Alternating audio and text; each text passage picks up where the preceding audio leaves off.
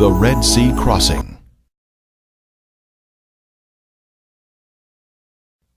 You may order a copy of this program through ArkDiscovery.com. See ArkDiscovery.com to become a direct seller of this DVD.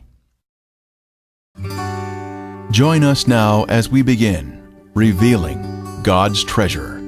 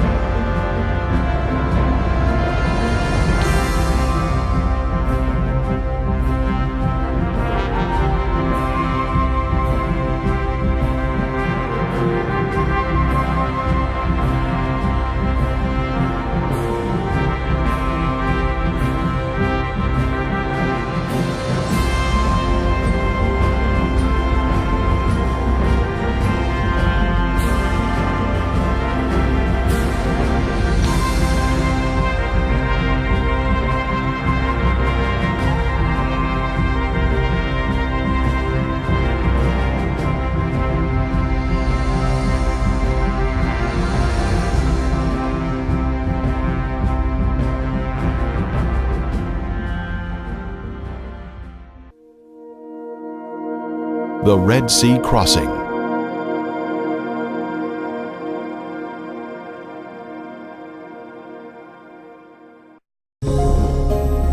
Egypt is steeped with a grand history of ancient science, technology, and beautiful structures.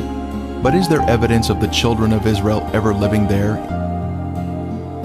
Many years ago, this large stone was discovered in the first cataract of the Nile on Elephantine Island. The inscription states, "For 7 years, there had been no satisfactory inundation of the Nile. As the result of this, grain of every kind was very scarce. In this terrible trouble, King Chesser remembered the god Imhotep, who had once delivered Egypt from a similar calamity. Imhotep can be found in Egyptian history in many places, and it appears he was a sage who was elevated to a god over a period of centuries after his death. Perhaps most confident was Imhotep, the architect who probably conceived of building Zozer's tomb completely from stone. Known as a sculptor, a priest, a healer, Imhotep is considered the preeminent genius of the Old Kingdom. Imhotep had even saved his country from famine. Could Imhotep and Joseph have been one and the same person? We head to Saqqara, Egypt, a short distance south of Cairo. This is where the first pyramid was built in ancient Egypt. It is called the Step Pyramid due to the distinct levels in its shape.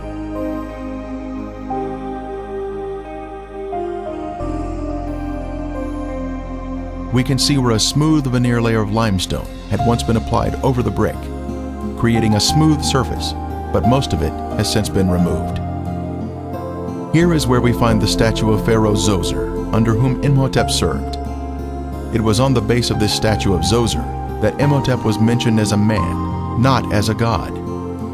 He was first after the king, with his cartouche shown here. At the complex of buildings, the main hall is of importance to us. It was here and in other locations in Egypt that Joseph saved his country from famine.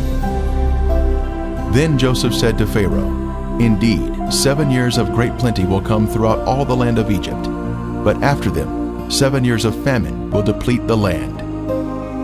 In Joseph's day, as one entered the building, they would make their way down this hallway to purchase grain. There would be many cashiers available for customers of various languages to trade for the much-needed food. The famine was all over the face of the earth, and Joseph opened all the storehouses and sold to the Egyptians. As we exit the hallway through the area in the rear, we see over on one side a series of deep structures where grain was stored underground during the 7 years of plenty. Then over the next 7 years, it was sold to the Egyptians and visitors from other countries. A system of vertical underground silos created a cooler environment for the grain to be stored. This was the design of the genius, Joseph. When grain was removed from storage, the oldest grain was carried up by way of this long descending stairway. The grain silos were interconnected via tunnels, which allowed the grain to flow down to a central exit point located at the bottom of this stairway. A record of this event of removing the grain can be seen on hieroglyphics such as this at Thebes, showing the sacks of grain being carried up the stairs from the granaries. Another example of this can be seen at the tomb of Iti. As a way to honor the Lord of Heaven, Joseph built this first pyramid in Egypt at Saqqara to show his thankfulness to the Lord for honoring him and saving the Egyptian people from famine. In that day, there will be an altar to the Lord in the midst of the land of Egypt. Centuries later, many other great pyramids were built in Egypt, following the lead of Joseph or Imhotep. 2.3 million large blocks of stone, weighing 2 to 3 tons each, were used in the largest pyramid, causing some to wonder how they could have been constructed using ancient technology. It has been a mystery for centuries. Ron Wyatt conducted a great deal of research on the subject to help shed light on this puzzle. He read the account of Herodotus, who wrote, "The stones intended for use in constructing the pyramids were lifted by means of a short wooden scaffold. Lifting devices were provided for each step." Mr. Wyatt noticed lift devices in hieroglyphics. These lift devices would have been placed on each side of stones that were to be raised. At Saqqara, we can see hieroglyphics of 3 lift machines next to a pyramid shape, linking the two together. Large wooden levers were found in King Tut's tomb that were used in the machines. A series of these levers were placed alongside the blocks to be raised and would operate in unison. A large stone was loaded onto the machine, then the levers on each side were pulled downward by ropes tied to turning winches, thus raising the stone block as needed. When the block was raised to the proper height, it was rolled onto the next level and then raised again. A series of lift machines would have been utilized. Mr. Wyatt demonstrated this type of lift machine to Mr. Nassif Hassan, head of the Egyptian Antiquities Organization of Cairo. The demonstration was filmed by Japanese Nippon Television and later aired in Japan. This lift machine appears to be a simple solution to the mystery of constructing the pyramids. When Moses was a baby, his adoptive Egyptian mother was Hatshepsut, and Moses' name was Senmut. The serpent on his forehead signifies his title of prince. As an adult, Moses' Egyptian name was Tutmosis II. A side profile of Moses demonstrates his distinctive Hebrew-shaped nose.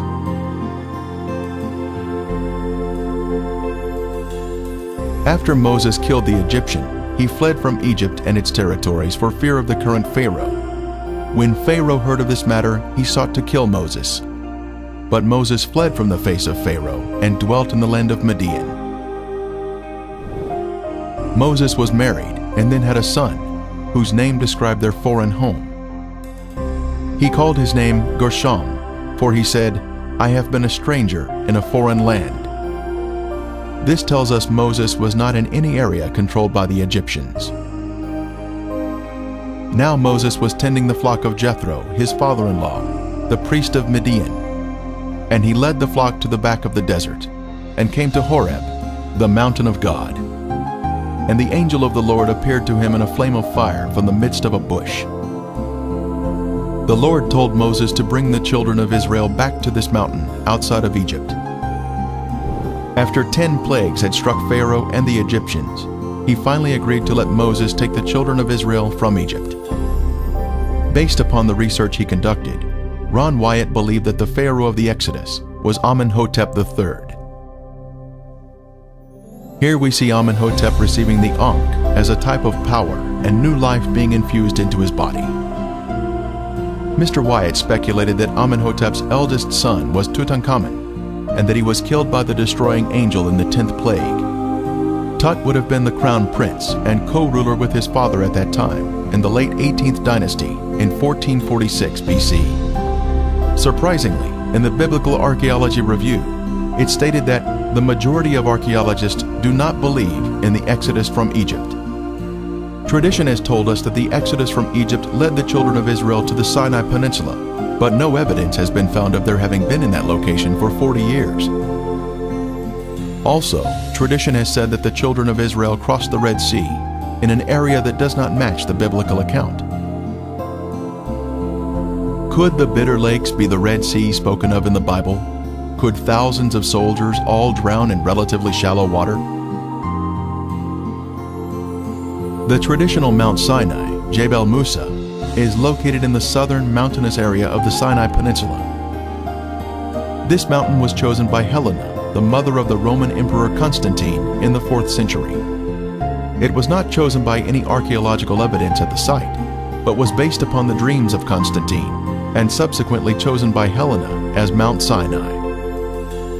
Later, in the 6th century, the Emperor Justinian built St. Catherine's Monastery at the foot of the mountain to establish a sense of authenticity to the site. This is tradition, but what is the truth? Let's break out of a man-made story and ask the question, should tradition supersede the Bible? What does the Bible tell us about the Exodus from Egypt? The children of Israel were living in the best of the land of Ramses, as Pharaoh had commanded. This area is the fertile Nile Delta in northern Egypt. And Israel dwelt in the land of Egypt, in the country of Goshen. This also describes the fertile Nile Delta. The Nile Delta is shown here at the northern termination of the Nile, full of lush vegetation, in contrast to the surrounding desert. On the night of Passover, the firstborn in each Egyptian home died in the final plague. Then the children of Israel left Egypt that same day. And the children of Israel journeyed from Ramses to Succoth. On that very same day, it came to pass that all the armies of the Lord went out from the land of Egypt. On the day of Passover, the children of Israel crossed the canals of the Nile and became an organized unit at Succoth. They had left the country of Egypt proper, but they were still in territory controlled by the Egyptians. So God led the people around by way of the wilderness of the Red Sea. The wilderness of the Red Sea is what we call today the Sinai Peninsula, which is surrounded on two sides by the Red Sea. It was through the northern region of the peninsula that they traveled day and night, making their rapid escape from the hands of Pharaoh. During the day, they were shaded by the pillar of cloud that would have also provided moisture for them. At night, the pillar of fire would have given them light for their journey. At Etham, they turned south and headed through the mountains in the wilderness of the Red Sea, traveling through a narrow canyon, then stopping at the Red Sea. This expanse of water is called the Gulf of Aqaba today, but in Moses' day, it was called the Red Sea. King Solomon also built a fleet of ships at Ezion-Geber, which is near Elath, on the shore of the Red Sea, in the land of Edom. Ancient Elath is modern-day Eilat, Israel. Our modern Gulf of Aqaba is the ancient Red Sea, or Yam Suf. This is the beach where the children of Israel were trapped with nowhere to escape. The Egyptian army was fast approaching, and it appeared death was imminent. The children of Israel cried out, "Because there were no graves in Egypt, have you taken us away to die in the wilderness? Why have you so dealt with us to bring us out of Egypt?" The children of Israel were already out of Egypt when they were preparing to cross the Red Sea. This would exclude any crossing of the Bitter Lakes or the Gulf of Suez. It was at this site that God was preparing to demonstrate to prove His loving care for them. This is the large beach on the Gulf of Aqaba, called Nuweiba, Egypt. This is where it appeared that the forces of darkness were about to be triumphant, but God was in control. Across the Gulf is the land of Midian and the holy mountain of God.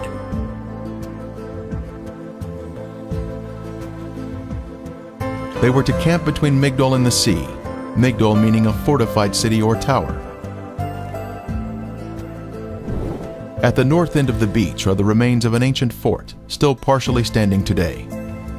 It was once a 3-story structure, capable of housing hundreds of Egyptian soldiers who could have prevented any northern escape from the beach. The location is precisely at the narrowest point of land, between the mountains and the sea, in order to control the movement of travelers through the area. The fortress today is receiving a fresh coat of stucco, which is unfortunately covering up the original stone blocks. At the front of the fortress, we were able to see the stonework that formed the entrance into the structure.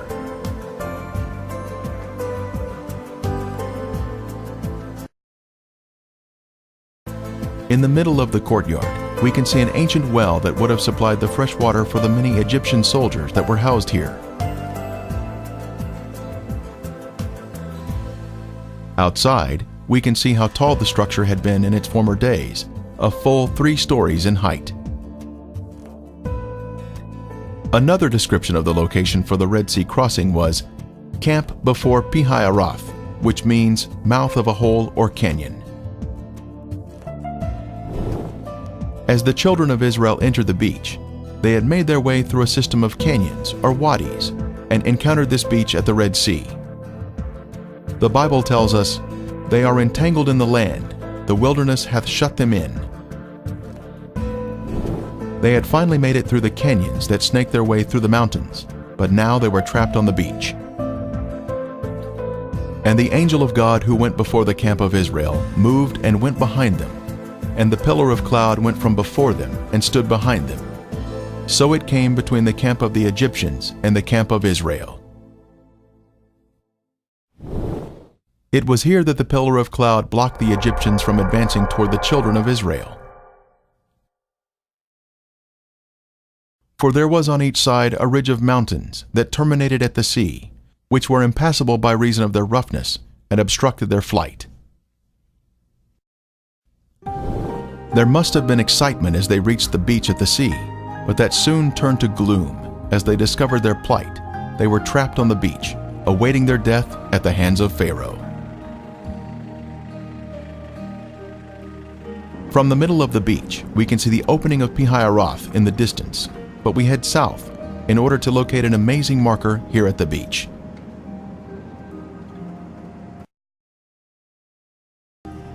Near the road, we see this large pillar. 78 during his first visit to this beach.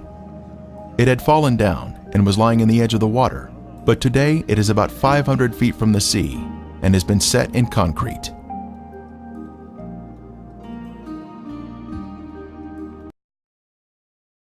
Features of the red granite pillar include the fact that it is of Phoenician or Hebrew design and is 3,000 years old.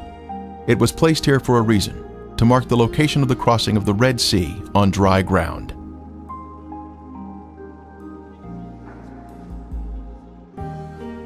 This pillar is even mentioned in the Bible, a pillar to the Lord at Itz, Egypt's border. At the south end of the beach is where we can see the pillar. A matching column on the other side of the Gulf in Saudi Arabia was found by Ron Wyatt in 1984 and was shown to Saudi authorities.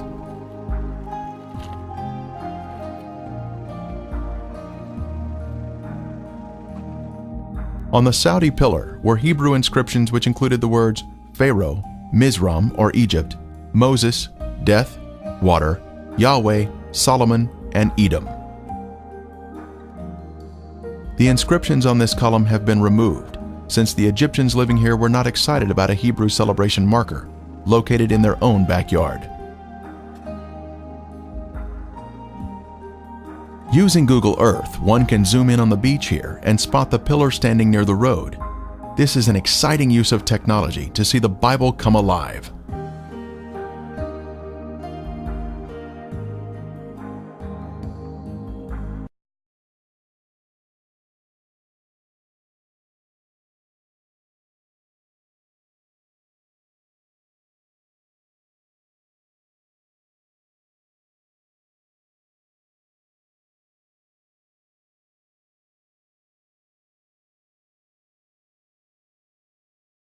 A short distance downhill, we come to the edge of the water where a wonderful miracle took place, where the Lord provided protection to His people, even though they were angry and complaining. Are you not the one who dried up the sea, the waters of the great deep, that made the depths of the sea a road for the redeemed to cross over?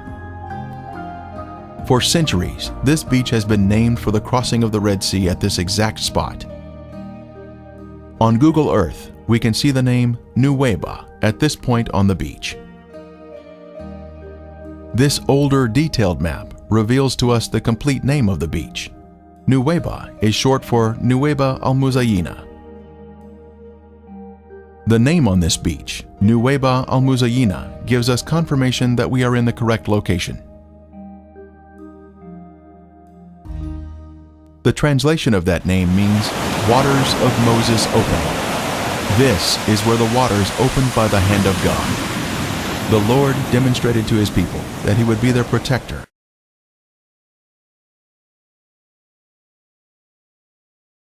We have confirmation that we are at the correct location. Moses once stood here with the children of Israel, and the water was opened before them by the hand of God. An amazing testimony of truth. Depth charts of the Gulf of Aqaba show the Eilat Deep to the north and the Aragonese Deep to the south. Between these two deep areas is a path through the sea. When Ron Wyatt was at this spot in 1978, he decided to inspect the water.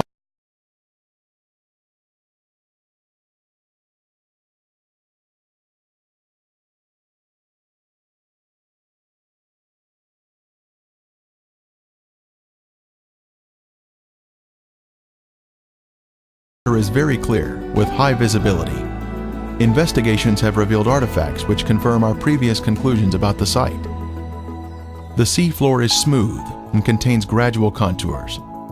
Our first artifact to inspect is this chariot wheel that still has 3 of its 4 spokes, plus the hub is extending upward.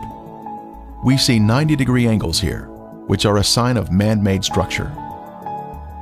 The Lord looked down upon the army of the Egyptians, and He took off their chariot wheels.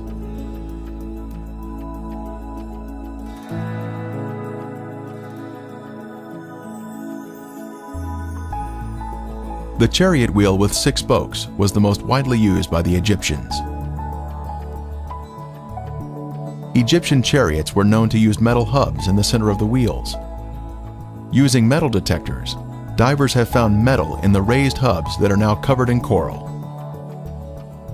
Here we see another 4-spoked chariot wheel with 1 spoke missing and a center raised hub.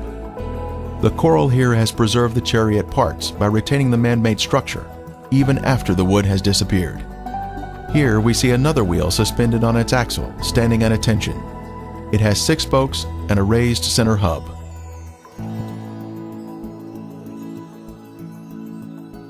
Ron Wyatt made many dives here and located many artifacts. This could have once been a chariot cab. This appears to be another round chariot wheel.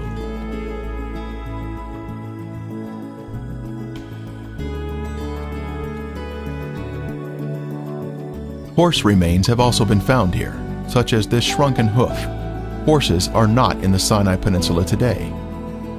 Human remains have also been found, such as this coral-covered femur bone on the right. Lab tests confirmed that it is in fact bone.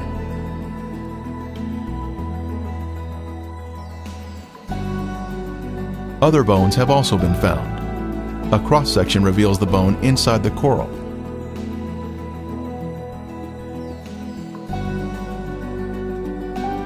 Here we see a chariot wheel standing on its axle in this old 1978 footage shot by Ron Wyatt.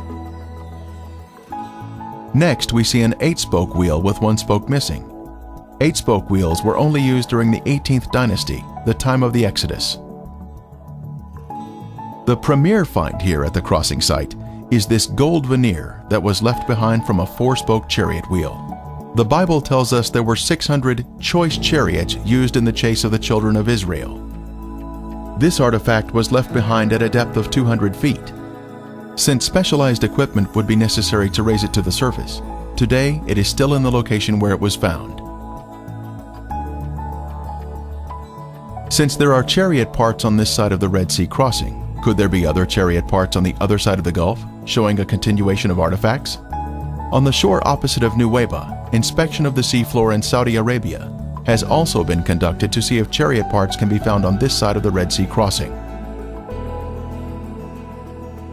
While investigating the Saudi Arabian waters, Viveka Pontian found this beautiful round chariot wheel specimen with a raised center hub. This is confirmation of the chariot parts continuing to the other side of the crossing site, opposite Nuweiba. By confirming the location of the Red Sea crossing, one is then able to conclude without a doubt that the real Mount Sinai must be over in Saudi Arabia, in Midian, just as the Bible says.